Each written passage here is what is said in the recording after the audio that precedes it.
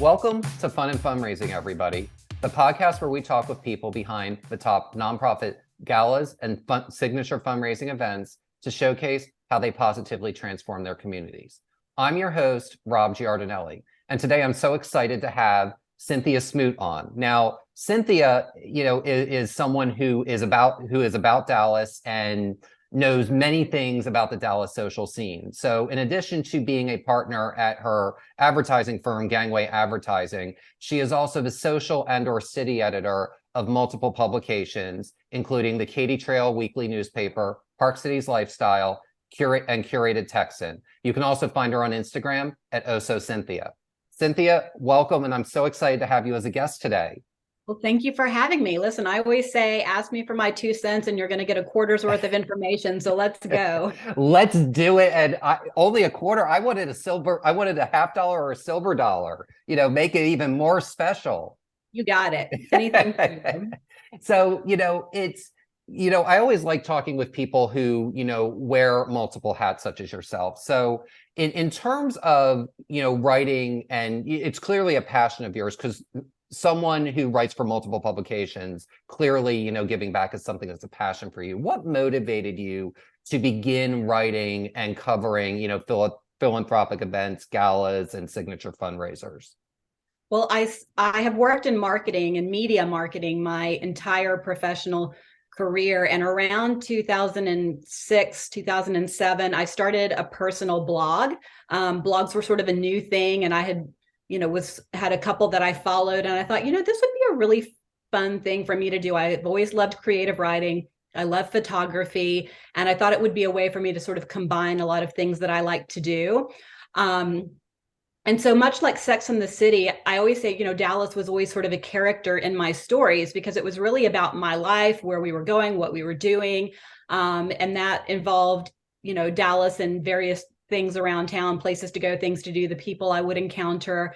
And I sort of stumbled into Dallas's philanthropic scene, fell in love with it, and have never looked back. So it was a happy accident. Well, those are always the happy accidents are the best kind. And they're the type that I don't want to say they stay with you forever, but the happy accidents are what kind of often make you happiest in life. So, what made you fall in love with the Dallas social scene? Well, I've always been just a very social person. I love exploring and learning new things and meeting new people. And I had a Dallas socialite, Yvonne Crum, take me under her wing very early on. She met me at a function and just took a liking to me. And every time I would see her, she would put her arm through mine and be like, come on, honey, I'm going to go introduce you to everybody. And everyone I would she would introduce me to, she would be like, have you met Cynthia? You need to know her. And she really sort of brought me into the Dallas social circle. And she's the one who said to me, all of these organizations, yes, we're coming in, it's fun parties and there's champagne and fashion shows, and that's all great, but never forget the purpose. And she said, these organizations need either your time, your talents, or your treasures. And, there are people who can write the big checks. And then there are people like me who maybe need to find other ways to give. And so for me, that's always been my time and my talents. And so I really look at the work that I do, whether it's through my personal blog or social media channels, whether it's through the media outlets that I write for, that's my way of giving back to the Dallas community and really shining a light on all of these organizations and the great work that they're doing. Because I feel like there's a lot of people out there who want to give and get involved, and they just don't know how. And I feel like sort of the misconception is that if you can't write a big check, then there's no place for you. And that's just not true. There's so many volunteer opportunities. If you're an artist or a creator or own a business, those organizations need your donations for their events. And so there are just so many ways people can get involved. And that's one of the things I really love doing is showing people the variety of ways that you can give back.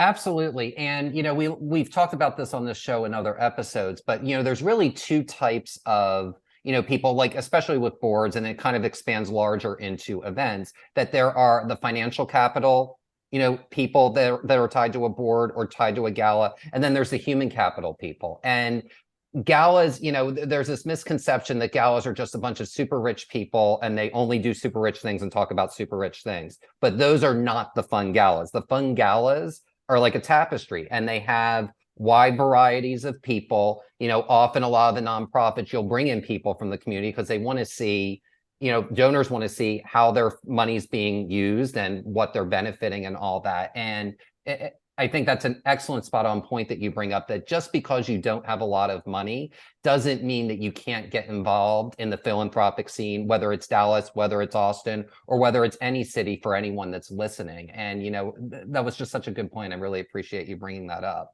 Well, and on the flip side, I think if you are a nonprofit, you would be wise to find ways to bring those people in, because if you can attract someone in their 20s and 30s when they're young, they're starting out in their career, maybe they don't have a lot of money, but you can connect to their heart, and maybe they start volunteering for you and they're, checking in people at your event. Those are the people that in 10 years will be writing the big checks as they grow and develop in their careers and then their families. And so you want to make those heart connections really early on so that they are lifetime supporters. So it's a win-win on both ends. I completely agree with that. And I think it'd be fun if you're able to. What's an example of an organization that you think has done a good job of that they cultivate younger people who maybe aren't necessarily writing big checks to begin with, but 10, 15 years in, they're able to do so? Well, the first event that sprang to my mind was the Dallas Symphony Orchestra. They, for 10 years or so, have had a tiered philosophy to their gala. So you can, and now other charities have sort of adapted with what they started early on. So for their big annual gala, there's the dinner, and then you go into some fabulous symphony performance, and then there's an after party. But they've tiered it in a way that you can buy a ticket to the entire evening, or you can just buy a ticket to the dinner and performance, or you can just go to the after party. So there are several different ways you can buy in depending on your interest or your, on your budget. So I think that's really smart, because somebody in their, mid 20s to early 30s, like, they probably don't care about sitting through some long dinner, but they would love to come to the after party. And so, it's a way to sort of bring a variety of people in at a variety of different levels. And again, you're sort of hooking them in. So maybe I start going to the after party, and in a couple of years, I become a larger donor. So I think that's one smart way that people have sort of adjusted their event to sort of encompass a wider variety of ticket purchasers. That's really cool. And, what you just said says a couple of things. One is, part of it's about putting yourself out there, which is, and the second part, which you talked about really well with Yvonne, a lot of it's networking too. And especially for people that are younger, it's, when you're showcasing and you're elevating, who the chairs might be or who the host committee might be, if there's someone who, wants to engage with one of the philanthropic donors, it's a really organic, natural way to do it, especially if you have an affinity for that particular cause. And what I would recommend is, to anyone listening, make sure anything you go to, you have an emotional tie to that cause.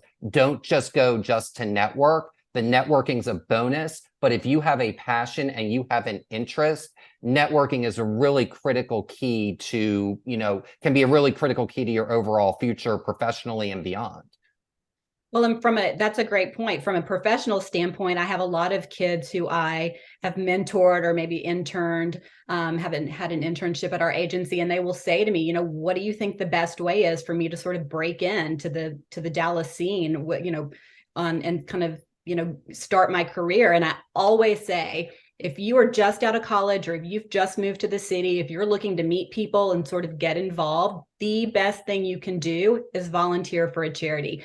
Because to your point, whatever speaks to your heart, whether it's arts and education, whether it's children, whether it's animals, whether it's domestic violence, whether it's health issues, whatever your thing is, and everybody has a thing that they are passionate about, there are 10 charities in Dallas or Houston or Austin that do those things and need your support. So find those organizations that connect to something that you are organically interested or have an emotional connection to, and just get involved. And it's such a great way to meet people who have similar interest, and you're sort of all moving towards the same cause and goal. And it's just a way to really develop authentic relationships that will lead to social and professional opportunities.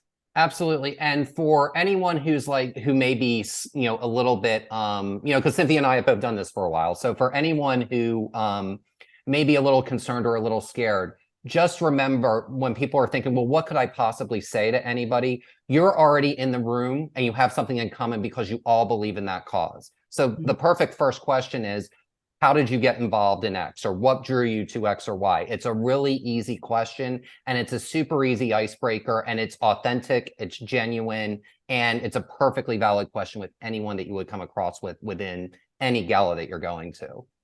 Absolutely. Absolutely. So, it's interesting we're bringing this up, because one thing I do kind of want to talk about, and you mentioned, the tiering, the tiering structure of the DSO opening night, and how other, organizations are kind of starting to follow suit throughout Dallas. What are some other, as a social chronicler, what are some other trends, especially coming out of COVID, that you're seeing with galas and fundraisers? Well, I think a big trend that I have noticed since we have come out of COVID in the last couple of years is sort of the reduction of scope. Whereas pre-COVID, there was the kickoff party, a patron party, the main event. We're not so much seeing all of that now. There's really like the event.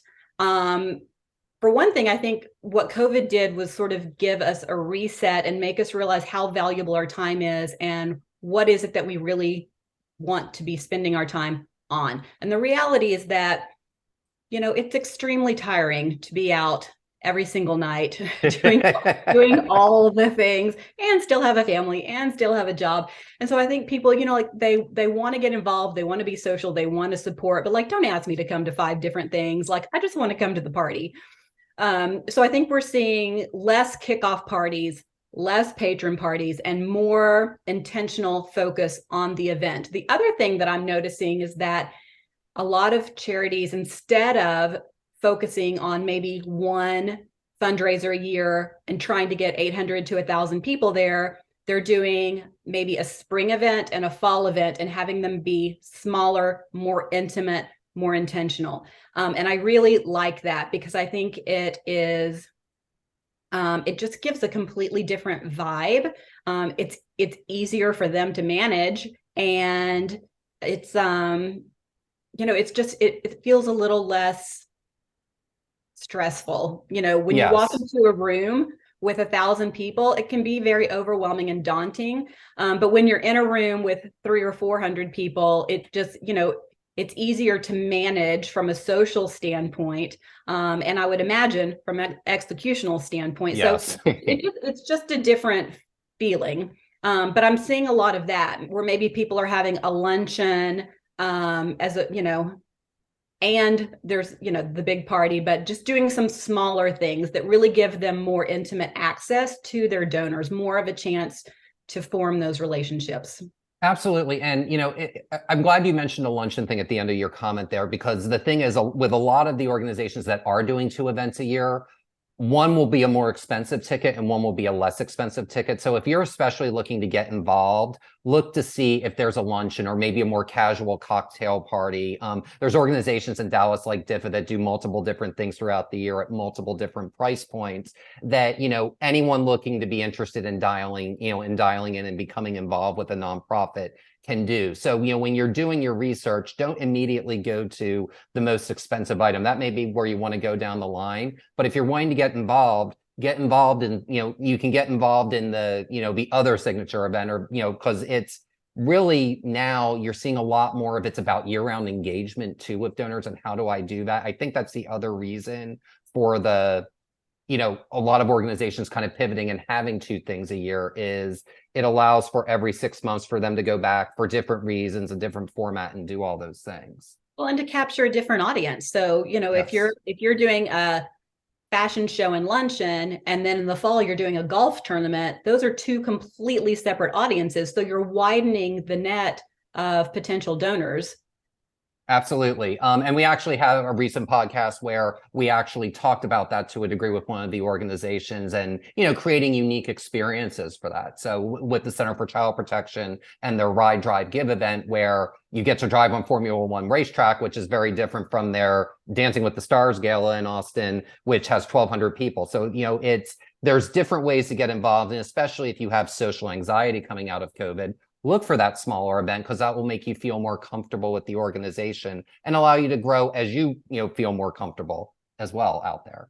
Absolutely. Awesome. So, talk a little bit about, because the thing is, when you work for 3 publications, I'm sure you get pitched a lot by various organizations on, to be able to attend. And like you were saying earlier, time is really, in the last 3 years, has gotten really more valuable to people. So what is one surefire way for an organization to pitch their event to the media so that, whether it's yourself or another media outlet would say yes?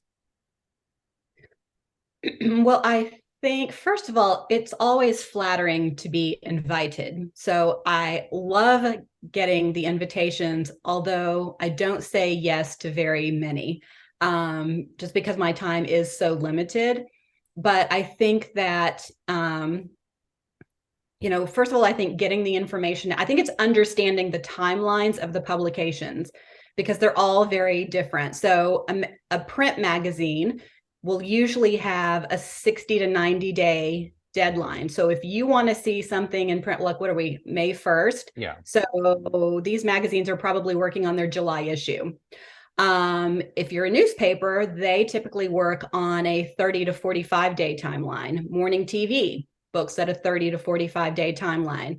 Now, digital has the luxury of being a little bit more flexible. So for a site maybe like Culture Map or Curated Texan, those are things that can sort of be published at the editor's discretion based on, their own timeline, but that could be published in an hour if they so chose, or, within a week, depending on what else is on their plate. So from an organizational standpoint, I think it's really understanding the timelines of the publication and when those invitations need to go out. If you really want to get a society editor at your event, it is not a bad idea to send them a save the date 6 months out, because my calendar books up months in advance because everybody's reaching out with their invitations, and so there's only so many days in the week.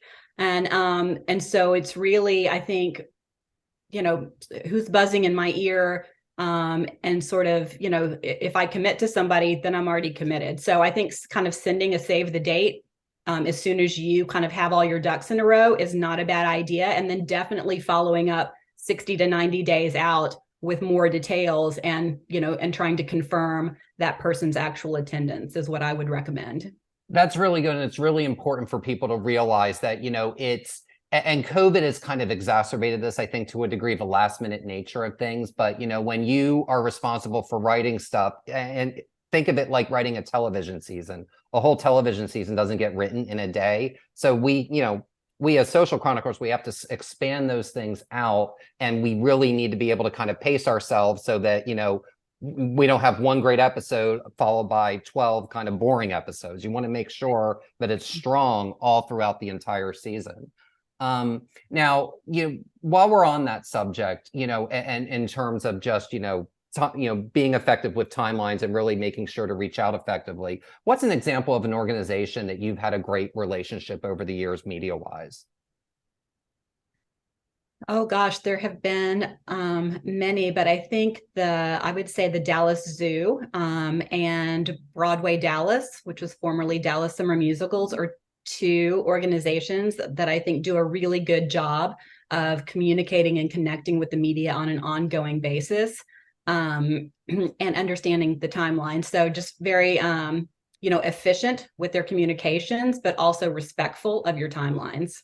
Absolutely. And, and again, they're not just inviting Cynthia or myself to a gala. There are also, like with things like Broadway Dallas, I'm sure, but there's going to be season preview parties, and there may be advanced screenings of stuff. So the engagement isn't just limited to that one thing, but, I would have to believe, and I know that, we've covered it on any of our platforms, that event from you many times over the years, But I think a lot of that is that there's just they do a really good job just scheduling everything out and showcasing just the multifaceted nature of that organization that compels you to want to be involved.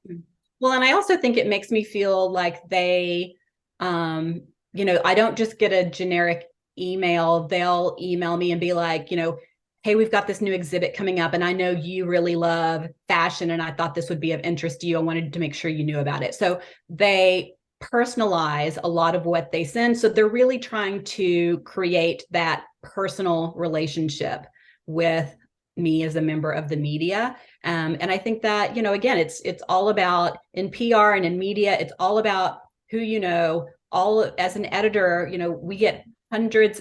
I mean, I can't even imagine, if you're like the Dallas Morning News or some of these larger publications, how many emails they get a day. And so you really kind of have to be able to, if I know you and we have a relationship, I'm opening your email first, or I'm at least opening it, versus 50 others that you can tell are probably not even a fit for me, that they got my name on some mass list, and they just, I might open those like 2 weeks later. So, I mean, I think forming those personal relationships with your local media is really beneficial.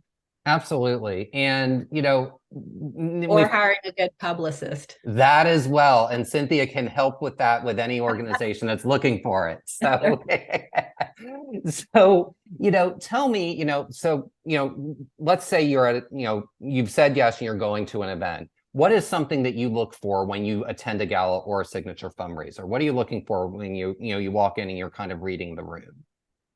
Well, there's not one thing that I'm looking for. It's really, how do all of the things come together? And I like big events and I like small events. What I really like are events that are thoughtfully created and executed well. And that's really what I'm looking for, is just, I want it to be interesting.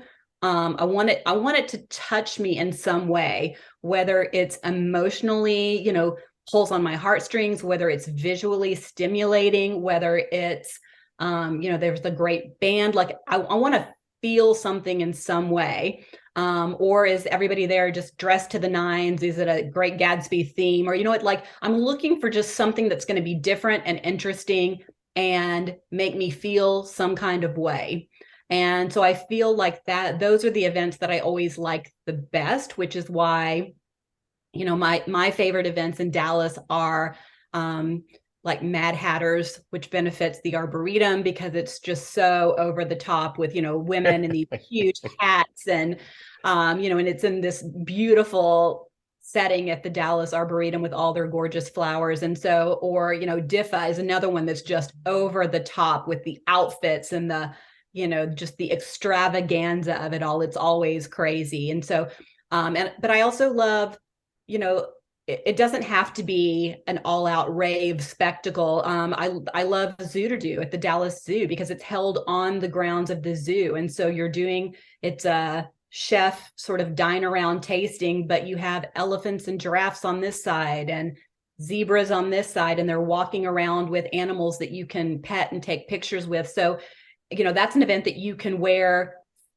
flats and jeans to. It's not super fancy, but it's so fun. So I love a variety of events. And I'm also looking for, how is that charity incorporating their message? Because I go to a lot of parties and they were great parties.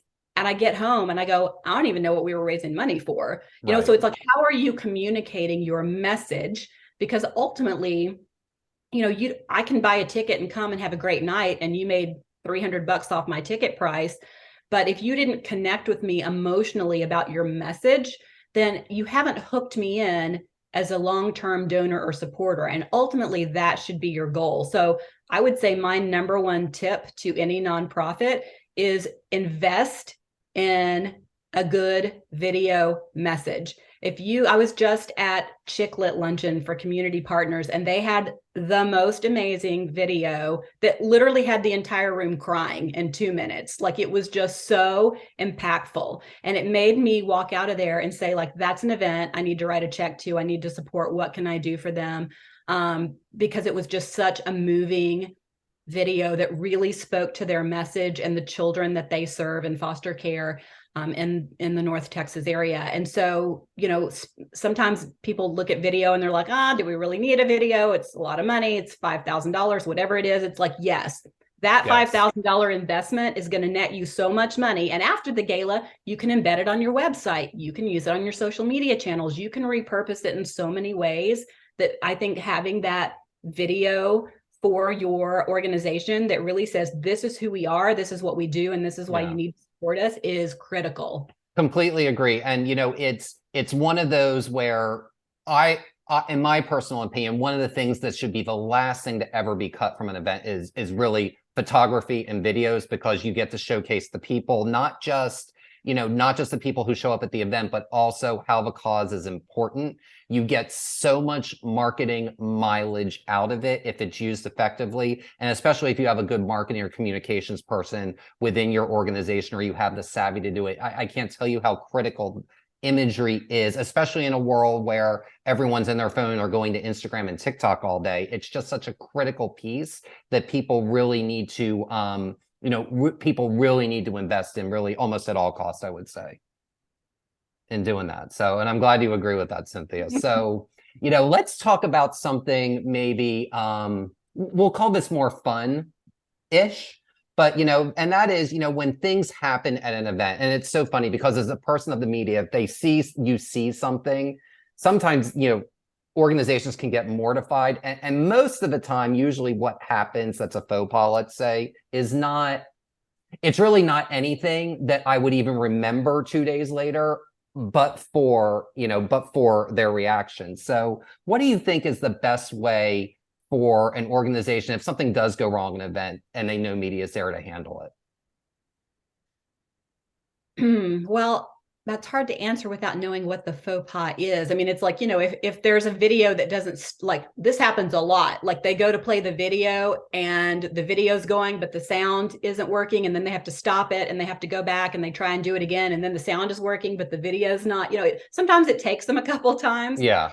If that's the sort of thing that I think, people know, like, technology is not always our friend and things happen. So, and that's not the kind of thing I would write about because it's not really relevant to the overall story. So those kind of things, I think people, it's like, just relax. It's fine. No one cares. We get it. Exactly. And I completely agree with you with that. Like, those are the things that I don't even miss. And to me, sometimes the flaws that happen in an event, they can sometimes make them more fun because especially if you've got an MC and they're really quick on their feet, they may say something that gets the whole room kind of going and uproaring and laughing. And it winds up that the mistake, quote unquote, it may not even really be a big mistake, winds up making it more fun for everybody because everyone's kind of laughing about it and not taking it too seriously. Now, I do have a faux pas that I can address that might be slightly different than what you were saying. So here's a faux pas that I had to deal with last year. We have there's an event in town. It's very popular. And this is an event that I have attended and supported for 10 plus years. And I didn't get an invitation. And so I reached out to the PR team and I was like, hey, I haven't seen an invitation for this event. And they were like, yeah, well, we only have a couple of media seats this year, so we're not going to be able to invite you, but we'll be happy to send you photos afterwards. Yeah. Now, that did not rub me the right way. And I thought about it for a few days and I called them back and I said, listen, first of all, I feel like this could have been handled better because this is an event where I understand you only have a few media seats. I get that. I also understand my place in the food chain. I don't have an ego about that. I get it. But I'm like, what you might have done, had you thought about it a little bit, is said, listen, we only have a few dinner seats, but we would love for you to come to the cocktail reception. See everybody, do the silent auction, but just understand when we transition into dinner, we can't offer you a seat. I would have been like, no problem, totally get it. I still could have gone and enjoyed it and seen people and had a personal experience that would have allowed me to give it a more personal approach in my recap of the event. versus just waiting for their recap and photos, a week later.